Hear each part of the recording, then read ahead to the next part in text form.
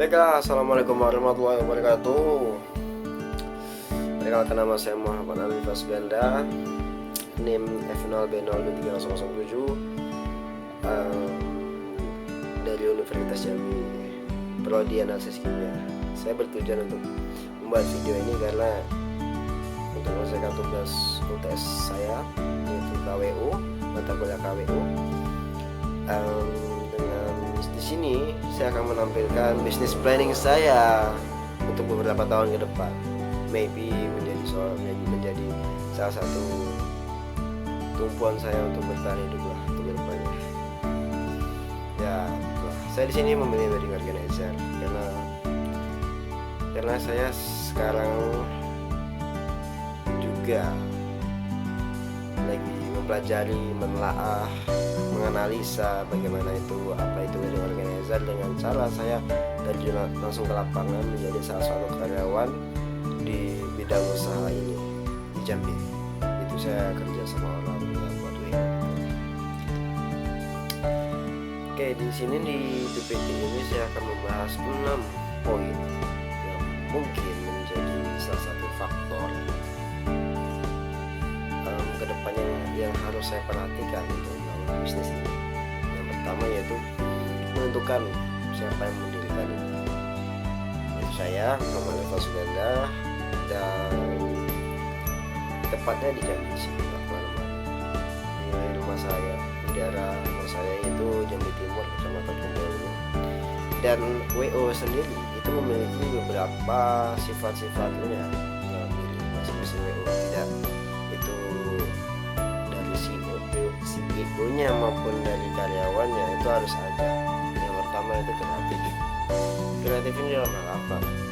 Dalam hal kita menjadi seorang menjadi WO itu harus pintar-pintar mengolah kemauan dari seorang mempelai ini.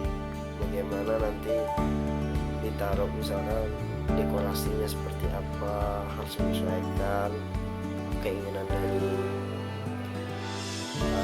mempelai ini. Kita harus buatnya seperti apa, sekreatif mungkin, seperti bagus, cantik, dan menarik dipandang gitu. Dan yang kedua yaitu personal.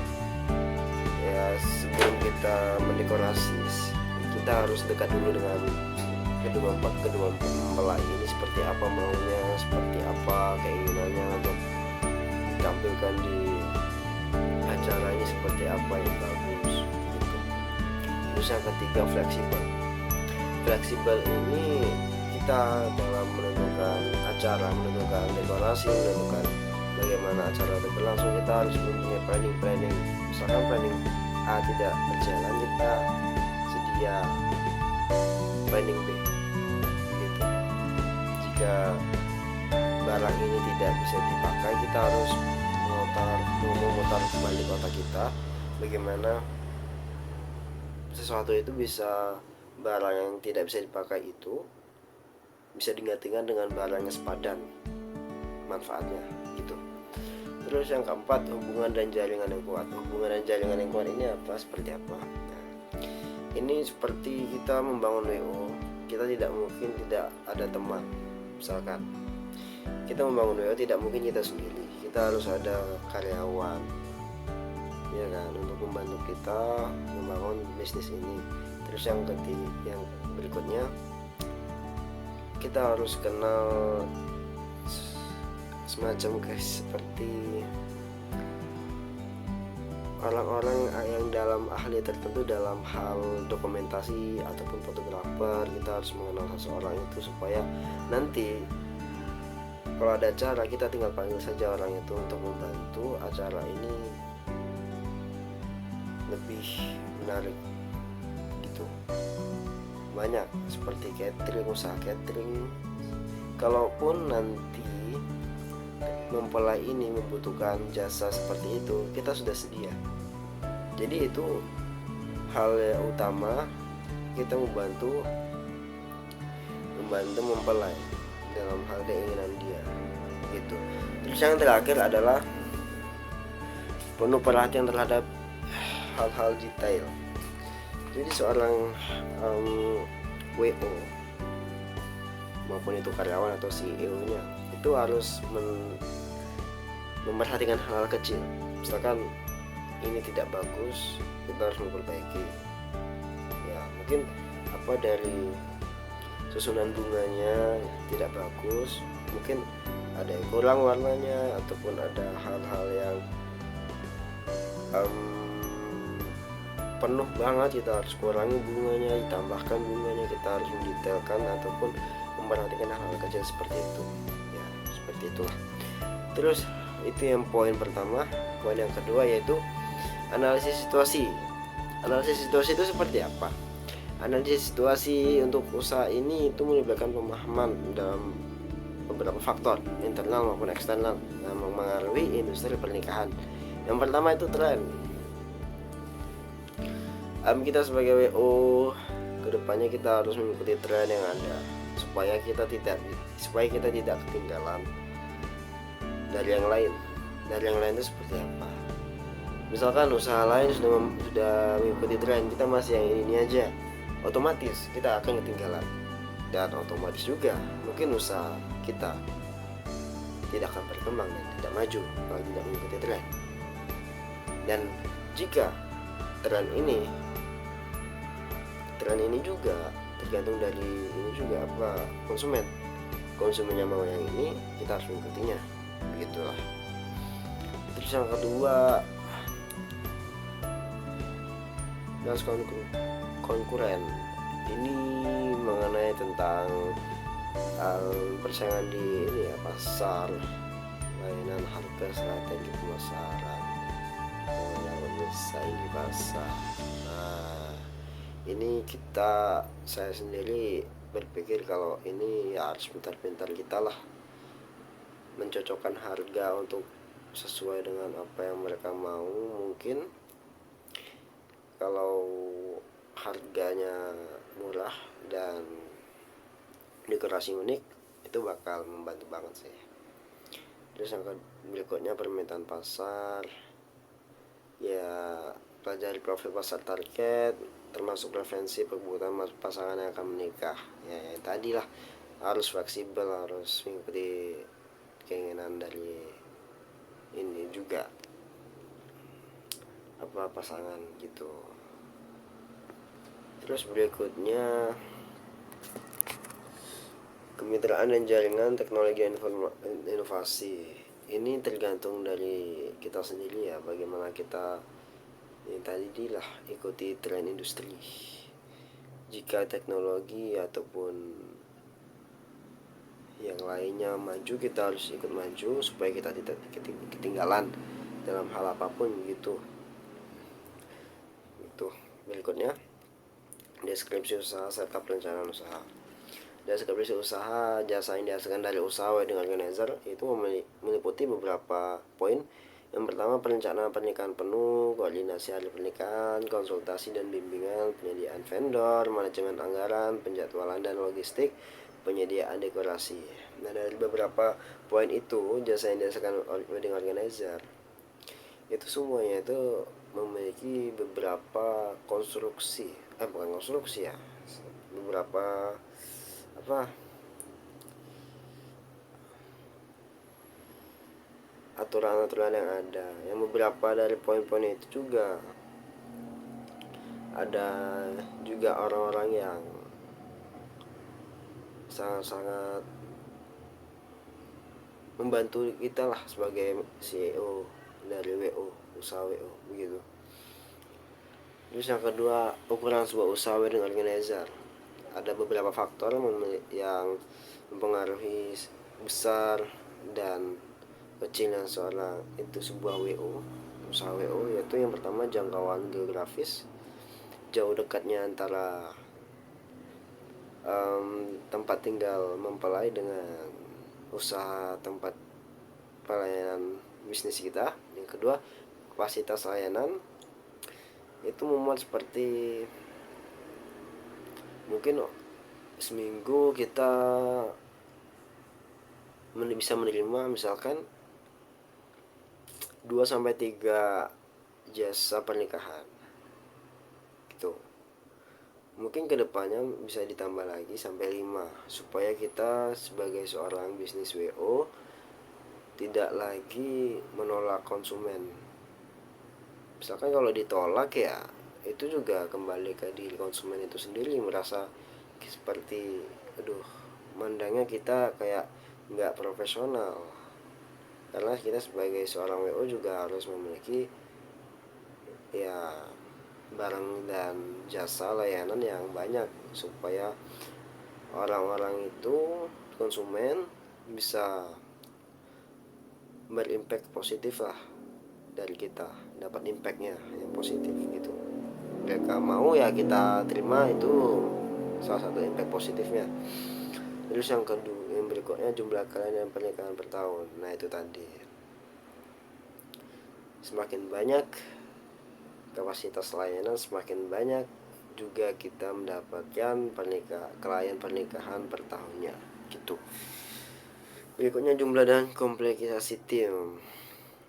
Ya karyawan itu sendiri, kalau bisa karyawan kalau nanti saya bangun itu memiliki sekitar 5 sampai 6 tim, 6 anggota yang masing-masing memiliki ini sendiri apa keahlian sendiri. Mungkin 2 orang itu ahli dalam hal konstruksi, yaitu membangun seperti kerangka dekorasi seperti itu dan sebagainya seperti itu.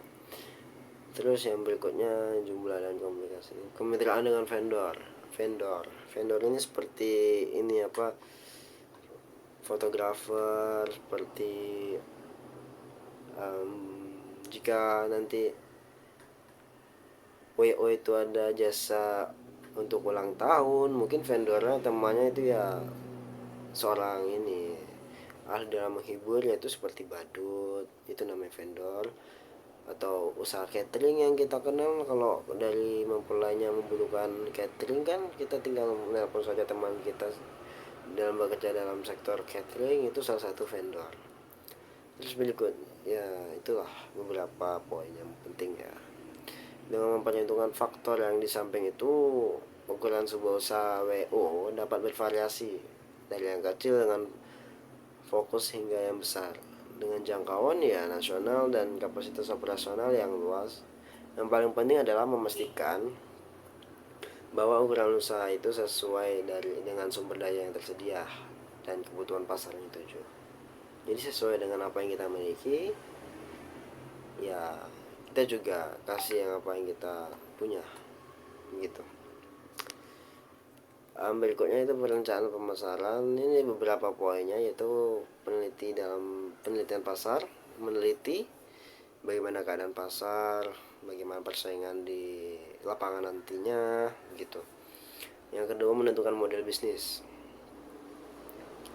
Model bisnis ini kita sebagai WO harus memiliki jasa yang banyak, bukan hanya dalam bidang pernikahan, mungkin di dalam bidang ulang tahun, terus bidang fotografer, dalam bidang masakan cateringan, itu semua harus bisa kita apa ya, istilahnya ya, bisa kita rangkul lah. Jadi nanti kalau ada apa-apa dari konsumen membutuhkan sesuatu, kita siap gitu menawarkannya. Terus pengembangan layanan dan harga. Nah nanti kedepannya saya mungkin layanan dan harga memiliki paket-paket sendiri. Misalkan dalam bidang pernikahan itu memiliki paket, misalkan paket platinum, paket gold, paket silver, itu beberapa tipe. Paket silver yang maybe itu pernikahan simple yang sesuai dengan lingkungannya yang tidak terlalu besar, mungkin bandrolnya di harga 1 juta sampai 2 juta. Silver ya. Yang kedua gold, ini untuk kalau ingin meriah dengan kapasitas yang bisa dibilang cukup luas dari bidang lahan maupun dari bidang lingkungannya, itu nanti dikasih 2 sampai 5 juta. Untuk platinum itu beda lagi, 5 juta sampai 10 juta. Ya, itu biasanya di gedung. Ya, platinum itu di gedung, terus di hotel ya, maybe.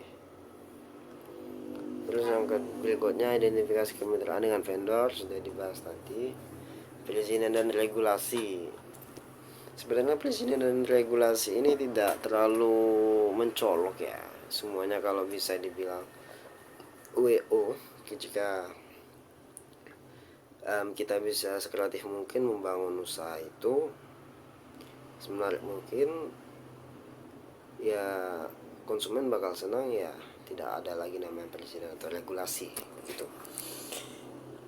Itu beberapanya ya.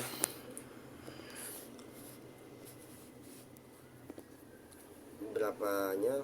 Yang berikutnya, pengembangan branding dan pemasaran.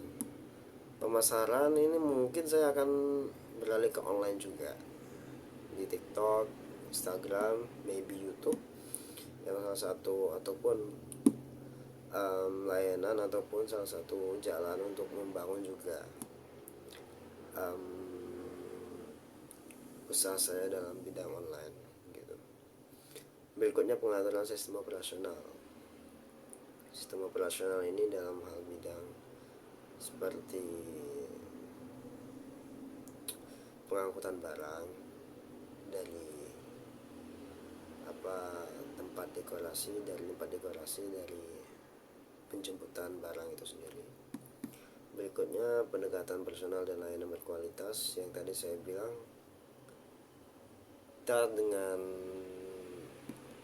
kita dengan mempelai, kita harus memahami dan mengerti apa yang dimaksud dengan keinginan dari mempelai itu sendiri. Jadi kita harus paham betul, menyesuaikan, memastikan keinginan dari mempelai itu terwujud di hari pernikahan nanti. Berikutnya, perencanaan produksi dan organisasi. Perencanaan produksi dan organisasi ini sangat dibutuhkan. Jika memang harus dibutuhkan, ya harus dibutuhkan sih, supaya usaha WO yang saya bangun nanti berkembang dan maju gitu. Ada 5 step. Itu yang pertama, informasi klien. Informasi klien ini seperti apa yang tadi lah. Kita harus tahu keinginan dari seorang mempelai itu kayak mana.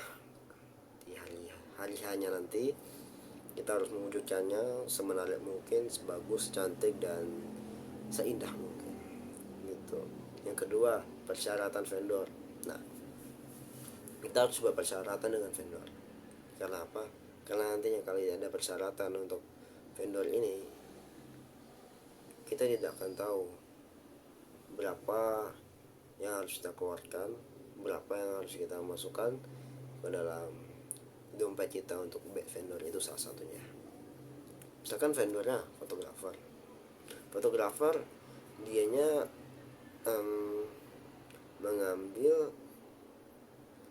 menyewa kamera dia dengan diri dia sendiri untuk menjadi fotografer, itu sekitar 2-3 juta misalkan.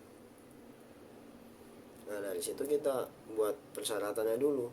Mungkin itu dalam bentuk kertas, dalam bentuk rekaman, maybe dalam bentuk foto gitu. Terus yang ketiga, konsultasi awal. Ya tadi, konsultasi awal dari kliennya sendiri, bagaimana dia maunya, bagaimana nantinya bentuk dari dekorasi pernikahan itu seperti apa. Kita harus konsultasi dulu dari awal. Terus berikutnya, koordinasi dengan vendor. Itu tadi, kita harus membuat acara nikah itu semenarik mungkin dengan vendor, fotografer, catering. Jika masakan enak, maka tamu juga bahagia, begitu tidak terbuang sia-sia. Apa yang tamu itu keluarkan untuk mempelai terbayarkan di acara pernikahan itu. Terus yang terakhir, pernikahan yang sukses. Dari semuanya terbentuklah pernikahan yang sukses, dengan semuanya doa serta keinginan dari mempelai itu terwujud di hari nanti. Berikutnya, perencanaan organisasi. Ya, kepemilikan saya sendiri sebagai pemilik sekaligus WO yang sendiri, pendiri dari usaha WO yang akan saya bernamakan Decorate saja. Yang kedua, manajemen tim dari usaha WO, saya akan memiliki anggota ya maybe 5-6, kalau kurang ya bisa saya rekrut sampai 10 orang jika itu dibutuhkan ya, dan sekaligus mempunyai pengalaman di bidang dekorasi atau tenda. Ya semuanya butuh pengalaman biar semuanya tidak kacau, biar semuanya enak gitu. Misalkan ada butuh sesuatu, kita tinggal menjelaskan kau harus ini, tanganin ini, dah beres, tinggal dia mengerjakan gitu.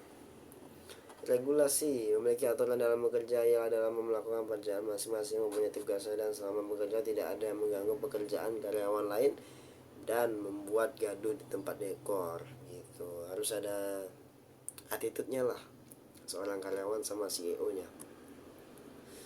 Attitude-nya tuh ya seolah CEO sama karyawannya tuh tidak ada membatas, seolah-olah kayak teman aja, tapi jangan terlalu santai, karena kalau seperti teman yang teman-teman kurang ajar juga kurang baik ya. CEO nya kayak dijadikan teman um, kayak dia, yaitu mekanisme kerja santai, yang penting enjoy, tidak perlu terburu-buru dan menyelesaikan pekerjaan, yang penting rapi, cantik, dan hasil dari kerjanya dapat dinikmati begitu. Dalam pekerjaan pimpinan saya ya kerja santai, yang penting rapi, tidak usah terburu-buru gitu. Berikutnya, perencanaan keuangan. Perencanaan keuangan yang pertama itu buat anggaran operasional dan modal awal. Kita harus meneliti, menelaah, menghitung, mengira-ngira bagaimana modal awal yang harus dikeluarkan untuk anggaran itu. Yang kedua, identifikasi sumber pendapatan. Pendapatannya dari mana? Dari dekorasinya pun, ataupun dari fotografernya, cateringnya, itu kalau bisa dari semua vendor itu semuanya yang kita kenal. Kalau bisa dari keluarga kita, soalnya kalau dari keluarga kita yang membantu dari hal vendor itu lebih memudahkan kita. Terus yang ketiga, pemantauan arus kas ya tadi, identifikasi sumber pendapatan dari arus kasnya dari mana gitu. Pembelian barang dengan bijak, beli barang-barang yang dibutuhkan untuk sekarang dan kedepannya. Kita harus juga perhatikan bagaimana arus bisnis, arus perkembangan teknologi itu berjalan. Kita harus bijak supaya nanti kedepannya jika ada perlu barang yang tertentu kita langsung beli, biar kedepannya kita tidak lagi seperti kelabakan untuk membeli barang-barang itu begitu. Karena barang itu juga dibutuhkan banyak orang, jadi otomatis nanti jika kita membutuhkan barang itu juga orang lain banyak membutuhkannya, otomatis nanti persediaan barang itu ya bakal menipis. That's it. Jadi sebelum terbitlah terang, kita sudah terang duluan gitu. Berikutnya itu investasi dalam peningkatan bisnis. Kita jadi WO juga jangan mengandalkan dari sumber WO itu sendiri. Kita harus cari bisnis lain, investasinya ke bisnis lain. Misalkan ya kita cuma ada WO dekorasi, misalkan dekorasi sama catering. Nah jika kita mau menginvestasikannya ke bidang lain, misalkan fotografer, kita harus mempelajari fotografer seperti apa nanti orangnya. Kita tarik orangnya yang tidak tahu apa-apa, terus kita pelajarin, kasih orang itu kamera, kasih orang itu pembelajaran, supaya nantinya ke depannya jika kita membutuhkan fotografer dalam wedding, kita tinggal panggil orang itu yang akan ya salah satu investasi kita juga. Berikutnya, asesmen resiko. Nah dari sini asesmen resiko itu ada beberapa, 4. Yang pertama yaitu resiko persaingan ya, yang paling banyak ya sekitar 55% persaingan di lapangan. Marketingnya tadi sekitar 20% saya hitung. Risiko vendor yang tadi memiliki risiko juga banyak, pengeluaran juga banyak, harus membayar vendor-vendor. Terus berikutnya adalah resiko krisis. Resiko krisis ini seperti apa? Saya juga tidak tahu ya krisis apa itu ya. Ini bercanda. Krisis itu dalam hal seperti krisis barang. Misalkan barang itu tidak ada, otomatis ya kalau nggak meminjam oleh orang lain ya harus itu menolak dari konsumen itu sendiri gitu. Jika tidak ada yang meminjam ke perusahaan lain gitu ya. Dan ya thanks, terima kasih. Ya itu dia penjelasan dari bisnis planning saya. Bisnis planning kedepannya seperti apa, bisnis saya seperti apa ya, seperti itu tadi. Ini ada jejak kaki sosmed dari perusahaan ataupun bisnis yang saya sedang belajar untuk membangun bisnis itu, yaitu ya ini dia, bisa searching di Instagram maupun di TikTok, itu namanya sama saja. Mungkin nanti Bapak jadi ya dari lihat postingan ataupun medsos ini jadi salah satu referensi untuk kedepannya, untuk anaknya nanti nikah, maybe keluarganya bisa hubungi langsung. That's it. Oke, sekian dari saya. Wassalamualaikum warahmatullahi wabarakatuh. Terima kasih. Maaf Pak telat kirimnya, soalnya banyak kendala teknis. Jadi sempatnya hari ini ya karena pekerjaan saya juga kuliah praktikum, maaf banget kalau lama. Oke, terima kasih Pak. Selamat sukses.